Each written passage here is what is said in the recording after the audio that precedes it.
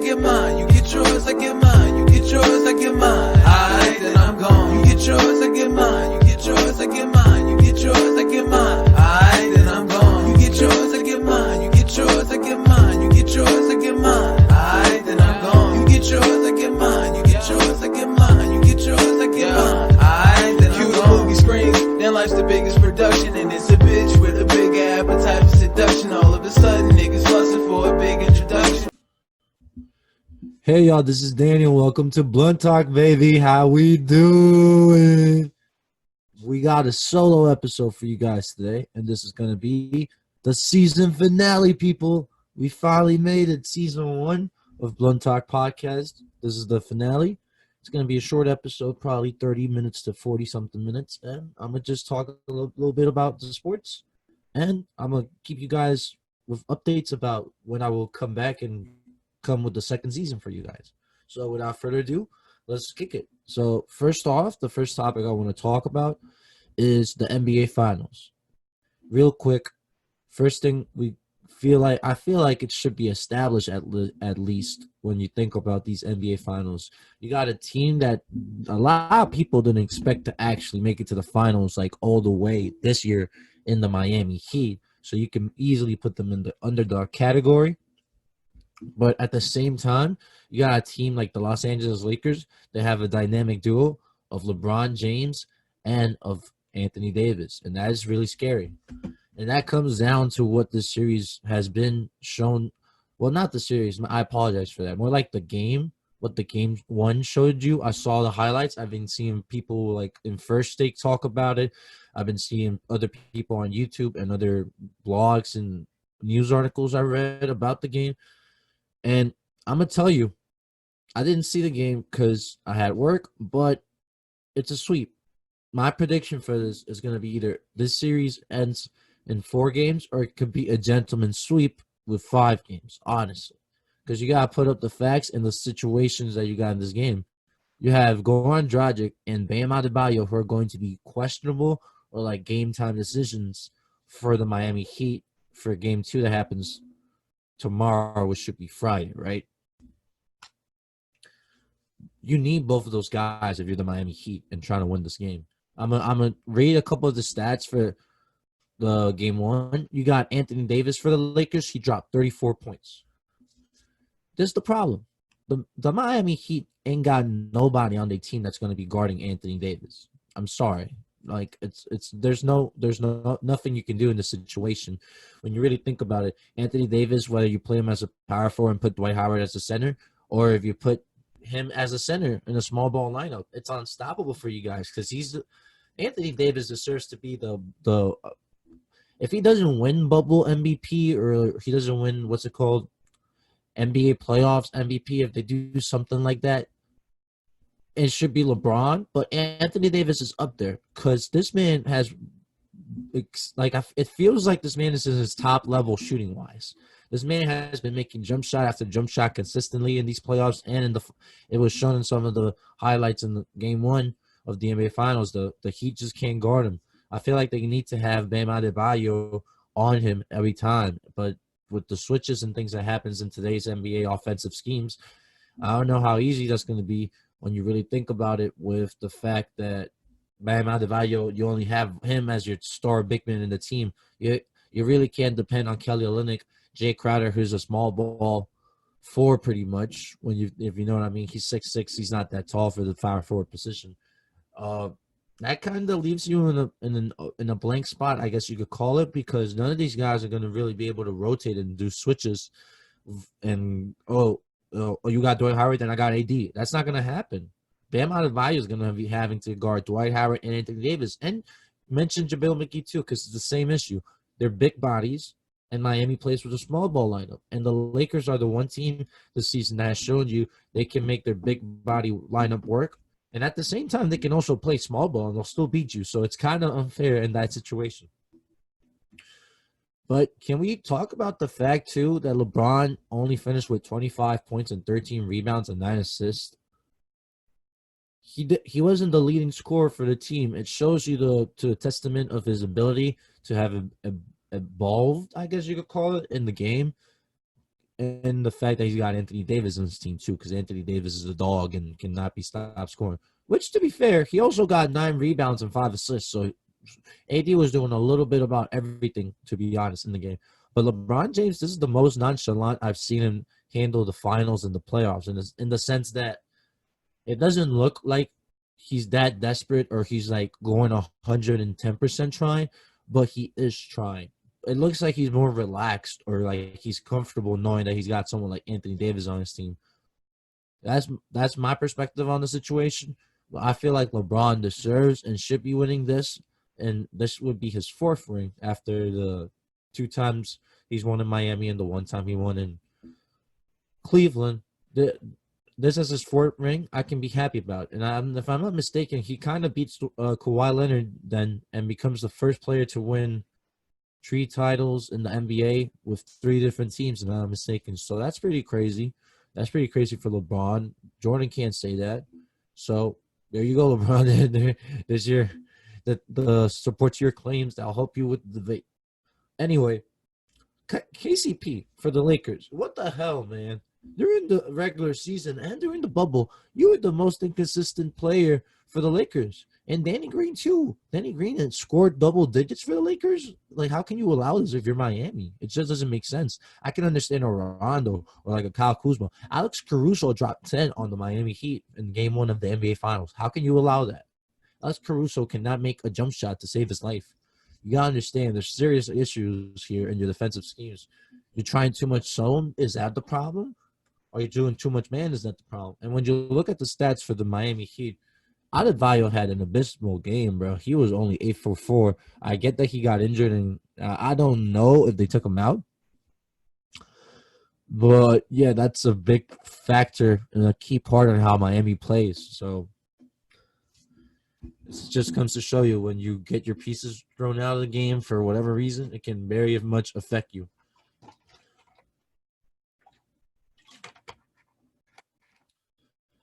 Jimmy Butler only scored 23, and I say only like it's like, oh my God, so little, but that's a lot for how little he hasn't been needed to score recently. Because it's been shown to you guys and throughout the playoffs and the start of the bubble that Jimmy Butler don't need to score but 20 for Miami to win. Now, if Jimmy Butler's scoring a lot, it tells you that he's trying to be the aggressive guy to lead the team, but at the same time, that means no one else is cooperating. Like Tyler Hero had 14 from the bench, and Kendrick Nunn had 18 from the bench. Those 2 guys were the key contributors into helping my Jimmy basically win at this point, because you got Jay Crowder with 12 points too.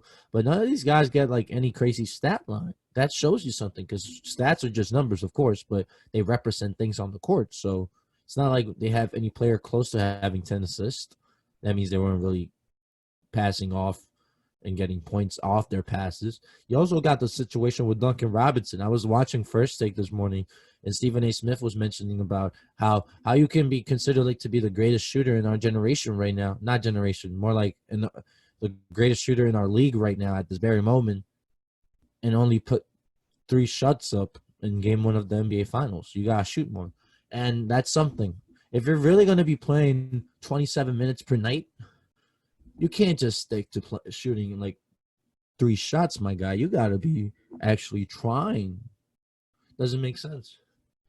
It doesn't make sense in my opinion. That's how I view it. But now, can I be honest and say Miami's got a shot? No. It all depends, really. Because as soon as they announce what's happening with Bam Adebayo and when they're going to – because I feel like Bam Adebayo is more likely to be able to come back, but Goran Dragic is still going to hurt them very much, because you can get Kendrick Nunn to drop 18 every night for you as your starting point guard, but then your rotation is going to get weaker. And Miami's a team that plays a lot of people in their rotation. So we'll see what actually ends up happening. Maybe it'll start with Andre Iguodala, Tyler Hero, or something. I don't know, but we'll have to see with that.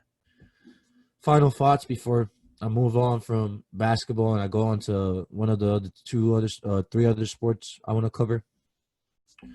I'm very happy to see if this turns out the way I think it should be turning out. I would be very happy to see LeBron winning the ring. As I said, LeBron's been trying right now, and this is if the Lakers can win a title for Kobe Bryant, that would be perfect. I feel like that's kind of deserves that storyline ending for the whole Kobe death situation.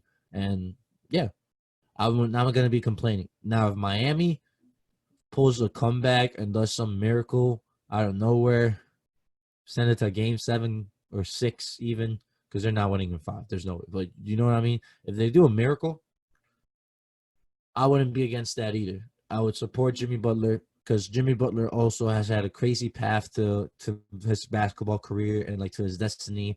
He just deserves it. It's like it's proof that if you work hard and you don't give up, like you actually have a shot to accomplishing your dreams. So it'd be pretty dope to see Jimmy Butler actually be able to accomplish that. But my prediction, as it stands, I'll go with 5-1. Lakers winning in 5 games. I mean, not 5-1. Wow, I apologize, guys. 4-1, and the Lakers winning in 5 games. That's what I meant. Okay. So, second thing I want to talk about. I want to talk about the MLB playoffs a little bit because I never when the season came back, I haven't had that much of a chance on this podcast yet to talk much baseball as I wanted to originally. I'm gonna try my hardest to keep it going up like with the coming season. But MLB did something interesting for the playoffs. So instead of just going with the traditional, the top team from each division gets gets a spot on the playoffs, and then the 2 best teams left, doesn't matter your division, the 2 teams left normally battle it out on a 1-game elimination wild card game, and then they face the team with the lower record in comparison now to the division winners. Now you got 8 teams by league in the playoffs. So with the American League, I haven't been able to understand really the seeding way it works. At first I thought it was all like a basic, like similar to NBA, like 1 through 8, but I think it's more like 2 division winners and 2 wild cards. I might be wrong. First matchup, you got Tampa Bay and Toronto Blue Jays. Tampa Bay has been playing really good, honestly, very good this whole this whole pandemic season. That's what I'll call it. They've been working their butts off, and they've been working well throughout the season. And it showed you when they just annihilated the Blue Jays 2-0 in 2 games. Because there's only a few series that have been finished already in the first round. I wish I would have covered this sooner. But we're still going to go throughout the whole bracket and then just assess the situation a little bit. So Tampa Bay's off to the next round. You had the Cleveland Indians versus the New York Yankees. The New York Yankees, my team, I'm very proud of them because at the start of this season, this pandemic, you know what I mean? I was like, damn it. We have a couple injuries. We have a couple players out. And some players aren't just performing. It's just not happening. So I kept making sure I would see the scoreboard or the box score for like each game or try to see highlights, try to keep in touch with my schedule and everything, right? But we were losing a lot at the start of the season. But we managed to get like a 10-game or 9-game at least like win streak like closer to the end. And that got me hyped because I was like, oh, we might actually make the playoffs this time because we were like second or third in our division. So I was like, it's iffy. And then I found out about this new format. It's even dope. It's even more dope. That's what I meant to say. Like the Yankees face the Cleveland Indians, the teams that this season hasn't been showing you the best of what they can do, but like they're still out there. Like you can't underestimate the Cleveland Indians still. They're still like one of those teams that you should be careful. But the New York Yankees beat them 2-0. And then the last series that had been finished so far, that's another American League series. You got the Minnesota Twins and the Houston Astros. And I'm not mistaken, there's a lot of beef and drama involved with that series because players, like, if it's not Carlos Correa, it's got to be Jose Altuve, I think. But one of them, like, said something in an interview about one of the Twins players or the Twins. I forgot exactly what it was, but I was like, damn, son, you can't be saying that. Like, you really can't. So Houston took it very personal. As you can see, they beat the Twins 2-0, and they advanced to the next round. And the last matchup we got for the American League, and I love it based on the two teams. So it shows you that you get given two teams that are very good more chances to move on in the postseason. Because if this stays as a format for the MLB, I would not be complaining at all. I'd be so happy because it gives more teams that I feel are very deserving to make it to the playoffs. And these two teams right now are the Oakland Athletics and the Chicago White Sox. The Chicago White Sox recently in the last couple of years have been atrocious for a long time. They got in players like Jose Abreu. That's the first one I can name from the top of my head. I forget the other guy that's in the team. That's another youngling, like a rookie or sophomore, or even a junior probably by this point. But that's really good too for them. And they've been adding a couple pieces, and it shows you they made the playoffs. It means something. And honestly, I think they're gonna upset the Oakland Athletics. I feel like they've never been that successful of a playoff team with all their recent appearances in the playoffs. You've seen it. For example, I think there were like 2 years in a row where they were down they're behind the wild card in their league by like 10, 15 games, and then they make a comeback to end the season and make it as the wild card winners. But they lost. I don't remember exactly if it was last year they lost to the Yankees in that wild card spot or 2 years ago. But I remember one of the last couple of years they lost to the Yankees in the wild card. Shows you. I don't think they got what it takes to be the Chicago White Sox. So yeah. Now I'm gonna go to the National League bracket, the other side, as you will. We got the Los Angeles Dodgers versus the Milwaukee Brewers, which I think is probably the best first round matchup you're gonna get because you got still former MVP. I think he's 2-time MVP to be honest. Christian Yelich, slugger. What do you want me to tell you? The man does everything, and he's like the franchise for them for Milwaukee. You still got an old Ryan Braun can do something for you, but if he can't stay off the steroids, then I don't know. I don't know. So, but the Dodgers are probably like the Golden State, Steph Curry, Klay Thompson, and KD of baseball. To be honest, when you look at it roster-wise, their roster cannot be compared to anything. They got Mookie Betts from Boston. I'm still shook, and I still cannot comprehend how that trade went down without Boston being like, "Can I get like 5 first rounders? Can I get 7?" Because bro, I'm sorry, that's not a fair trade. You guys should have gotten something better, Boston. I feel bad for you. So I got the Dodgers winning this. I don't know if they ended up playing the first game, but I think it's going to be a 2-0 sweep, honestly. Next series, you got the St. Louis Cardinals versus the San Diego Padres. And now when I look at this, the Padres have been making moves, bro. People forgot. The Padres made a lot of moves in the trade deadline and got themselves a decent team. And they got this one guy that I'm blanking on the name right now, but the season went crazy with the home run stats. I think he's probably in the top 5 right now since the playoffs are starting. But if I can find it, actually, I'm going to look it up while I'll be talking. So in comparison to the Padres, the St. Louis Cardinals are a team that kind of had a little bit of a drought for the first time in a while because they've been synonymously linked with being like the winners of the Central National League for the last couple, like 5 years maybe.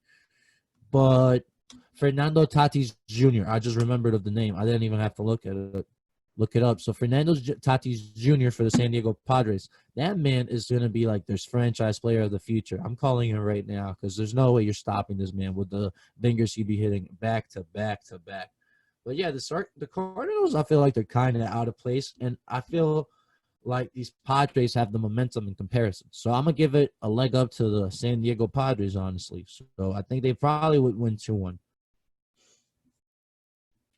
Now we got 2 more series for the National League. You got the Chicago Cubs versus the Miami Marlins. The Miami Marlins already beat the Chicago Cubs in Game 1. I don't know how. I really don't know how. I still want to go with the Chicago Cubs beating them because they're the Chicago Cubs. There's no way you're stopping the Chicago Cubs. It's all right. Like, are you joking? Like, they got Chris Bryant, they got Javi Baez. Do I have the jersey? I have the jersey over there, the Javi Baez Puerto Rico one. There's no messing with my brother, okay? Chicago's winning this 2-1. I don't even want to talk about Miami. I don't even know how they got here. And the last matchup we got, Atlanta versus the Cincinnati Reds. I feel like the Cincinnati Reds don't belong here. I'm confused as to how they qualified.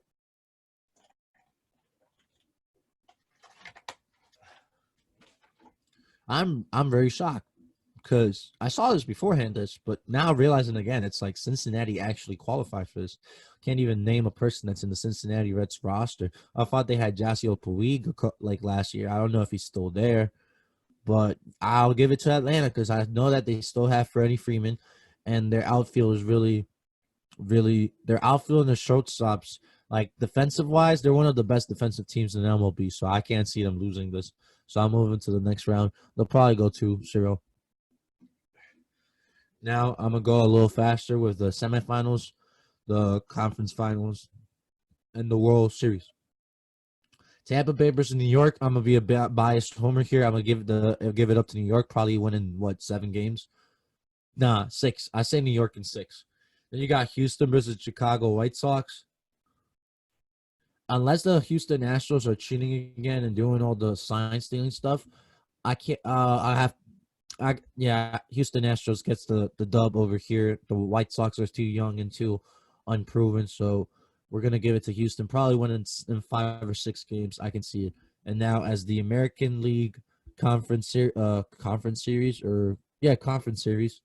you got New York Yankees versus the Houston Astros. Momentum-wise, you gotta give it to the Yankees in this scenario. And after all the times that these guys had played themselves against each other, they played against each other to basically see.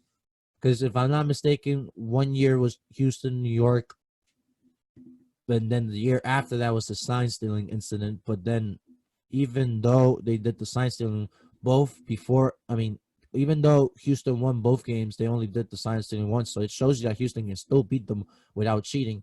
But this New York Yankees team got all the momentum in the world right now. They had a long winning streak recently during the end of the season. And I think it's the Yankees year, to be honest. So I'll just give it to the Yankees right now. Let's go to the other side of the bracket. We got the Los Angeles Dodgers versus the San Diego Padres. Padres. It's a no-brainer decision, in my opinion. The Dodgers just have too much firepower. Will this finally be the year that they can win a World Series? Let's see, depending on the matchup. So I'll give it to the Dodgers, probably winning in 5 or 6. That's my opinion, 5 or 6. Chicago versus Atlanta. To be quite honest, I feel like Chicago should be walking away from this one. With their pitching rotation they have in comparison to Atlanta. I can't really think of how another pitcher for Atlanta at the moment, but I would have to give it to the Chicago Cubs to win that. Probably that can go 7 games. That honestly will go 7 games in my opinion. And now we got the Chicago Cubs versus Los Angeles Dodgers. I feel it's very crazy to say this, but the Dodgers just have too much people at their disposal. There's so much talent in the Dodgers organization in comparison with the Cubs. Like the Cubs could beat them. Like if you do this matchup like 10 times, Cubs could probably beat them. I could say 4 or 5 out of the times.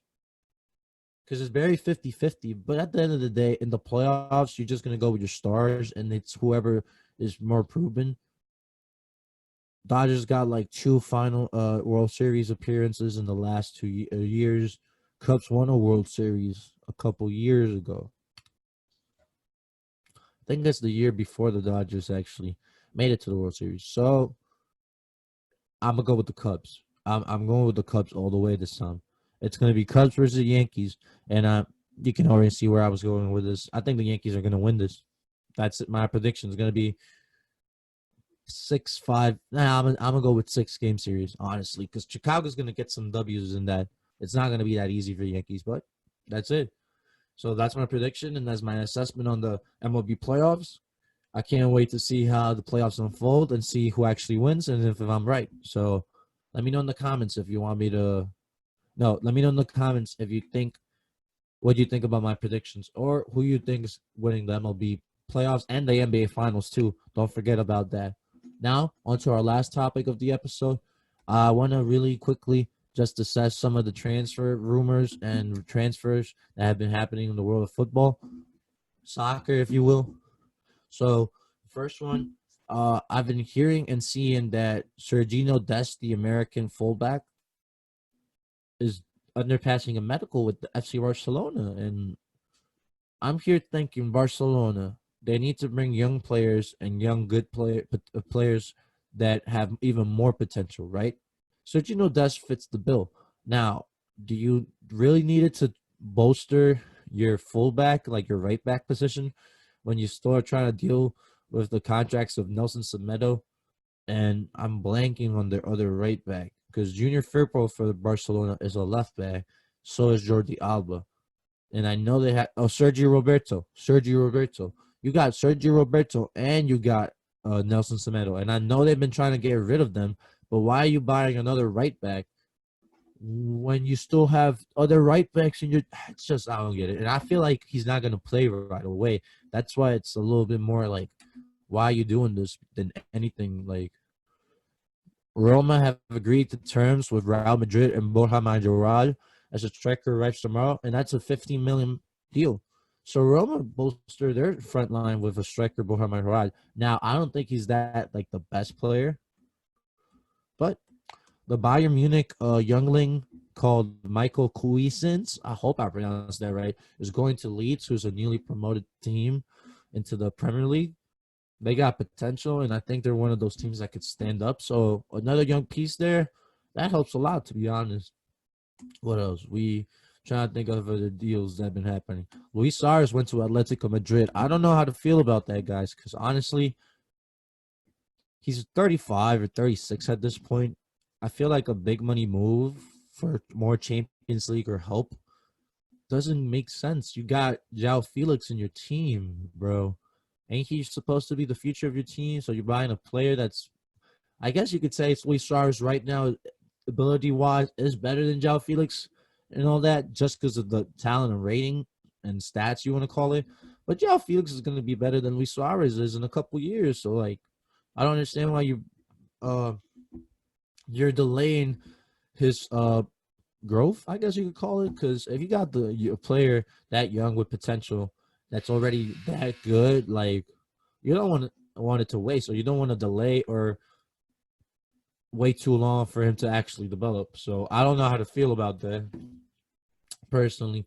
Also, Thiago went to Liverpool, which I'm a little shocked to see that it actually happened, because I thought it was just like rumor and that it wasn't gonna happen with anything, but it did.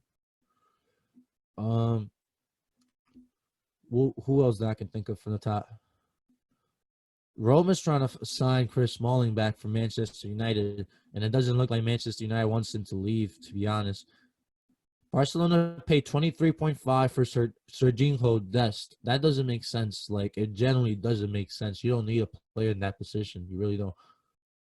I don't get why Barcelona would spend money for that. And it shows you with the other signing they did for, what's his name, Pjanic, the 30-year-old that, as talented as he is, you could have just kept Arthur and not buy him. I don't get why you did that. Ruben Diaz signed for Manchester City. I mean, as a Manchester City fan, I'm not complaining. That kid's got potential. That kid's decent already. It shows you that we're trying to work for a perfect back line, because we just got rid of Otamendi. If I'm not mistaken, Otamendi was traded for him, right?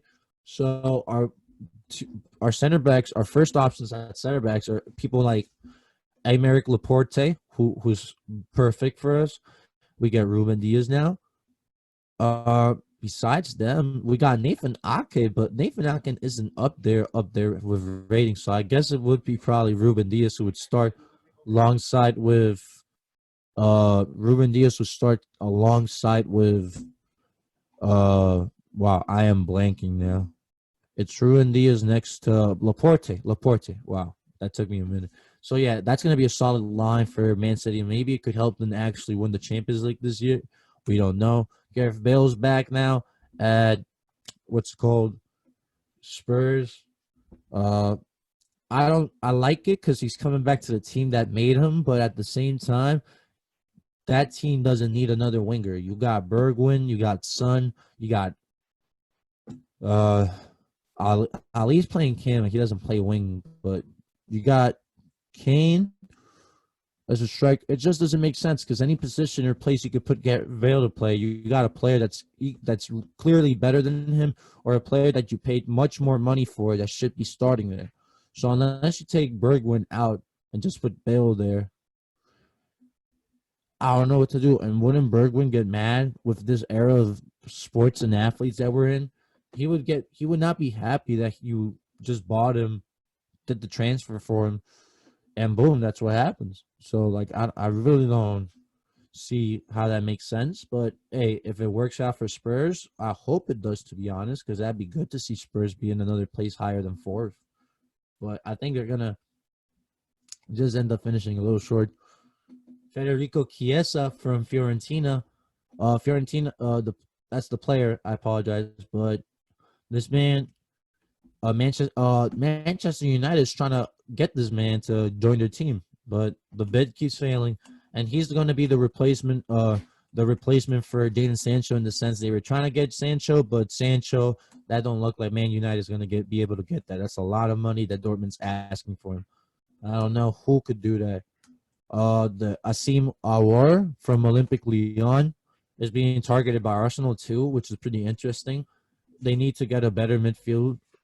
They not just mid, their whole midfield needs to revamp, bro. Because having like the only good one being Guendesi and him being your youngest, I don't know, man. It doesn't work. It doesn't fit the system. Because with people like Granit Xhaka, no, you just gotta restart over Arsenal. I'm sorry, your midfield at least. And defense, you got to help your defense be better. And lastly, transfers-wise, Chelsea signed a goalkeeper. I can't think of his name, but does this mean that Kepa is going to be sold? Like, when Chelsea signed Kepa, and I'm not even going to try to pronounce his last name, he was the most expensive goalkeeper signing in like the history of soccer, right? And like a year later, Alisson got signed to Liverpool. Or no, the same transfer window, I think. Alisson got signed to Liverpool and broke the record. Sure, he hasn't been perfect for you, but like he's still young. I don't think you guys should give up on him. Like, why are you moving on from Kepa so quickly? If anyone listening is a Chelsea fan, please explain and enlighten me, because I am very confused with how that is working. So that's pretty much it for the section on football. Now to a couple announcements / information I wanted to share with y'all before I end the episode, since I told you guys this was a short episode. Yes, this is the season finale to the BluntTalk podcast. To everyone that's been liking the post on the Instagram page, to everyone that's been liking the videos on YouTube, liking the audio files on SoundCloud, everything. I appreciate you so much. To all the people listening, to all the people that interact with the content I've been making. It's been a long working process for me, and to the way I had to change and adapt to everything with the podcast, the scheduling, trying to figure out when to release episodes, how to release them, and everything. It was very hard. It was not easy, but I'm very happy with how it's turned out to be so far. I cannot complain. To everyone listening and watching, thank you so much. It means so much to me. That's the first thing I want to say. Second, I'm gonna be taking a little small break. It's not even that long. I'm trying to think of a date that I'm gonna say on the spot for the season premiere for the next episode, or at least that's gonna be the date that I'll be recording the episode, and then the day after, I'll try to release it. So be tuned for like probably October 30th or October 31st. We'll be back. Season premiere for season 2. I'm going to be trying to get more people involved, not just like, and I want to also be trying to do like multi-people, or if you can call it group episodes too, in the meanwhile. So that's pretty much for me. Just be on the lookout. I'll be posting this on my Instagram page, and I'll be posting stories and things too to keep you guys updated on how and when the season will come back. But I'm aiming for October 30th or 31st, which would fall on the weekend, the last weekend of October. So to everyone listening, to everyone watching on YouTube, thank you for tuning in, and peace out, and thank you for a great season. Peace.